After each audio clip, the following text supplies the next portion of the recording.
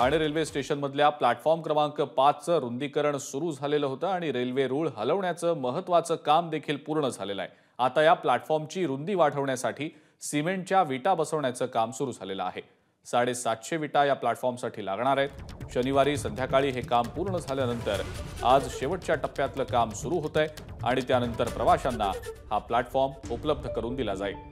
आणि याच संदर्भातली अधिक माहिती आपण जाणून घेणार आहोत। अक्षय भाटकर हे आपले प्रतिनिधी सध्या आपल्या सोबत आहेत त्या संदर्भातली माहिती देण्यासाठी। अक्षय, ठाणे रेल्वे स्टेशनवरच्या प्लॅटफॉर्म क्रमांक 5च्या रुंदीकरणाचं काम सुरू होतंय, काय नेमकी अपडेट या संदर्भातली?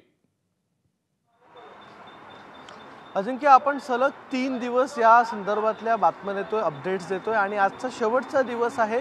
आज काम पूर्ण जवळपास झालेलं आहे। जर तुम्ही माझ्या बाजूला पाहिलं तर इथे रुंदीकरण हे जवळपास पूर्ण झालेलं आहे।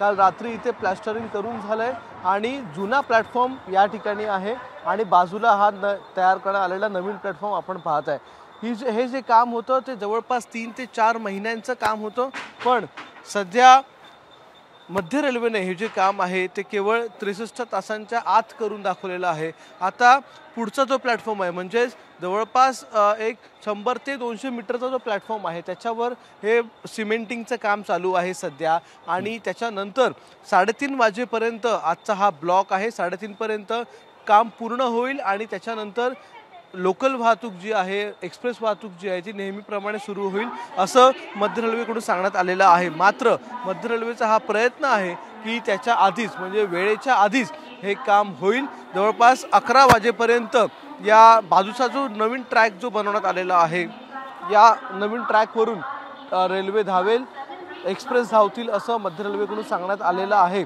मात्र 3:30 वाजेपर्यंतचा हा ब्लॉक आहे आणि त्याच्यानंतर या संपूर्ण ब्लॉक नंतर एक्सप्रेस जे आहेत त्या राहतील। आज किती एक्सप्रेस आणि लोकल रद्द आहे त्याची देखील माहिती आलेली आहे।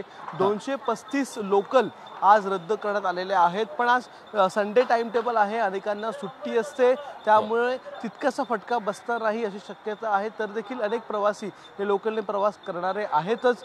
तर आज 235 लोकल ज्या आहेत त्या रद्द करण्यात आलेल्या आहेत। दुसरीकडे 31 मेल एक्सप्रेस गाड्या ज्या आहेत त्या देखील रद्द करण्यात आलेल्या आहेत। त्यामुळे अनेक गाड्या शॉर्ट टर्मिनेशन आहे, त्यामुळे आता देखील ठाणे स्थानकामध्ये अनेक प्रवासी आहेत जे शेवटच्या टप्प्यात आता हे सगळं काम आहे आणि थोड्याच तासांमध्ये हे काम पूर्णत्वाला जाणार आहे। अक्षय, धन्यवाद आपण ही जी माहिती दिली त्याबद्दल। एबीपी माझा, उघडा डोळे बघा नीट।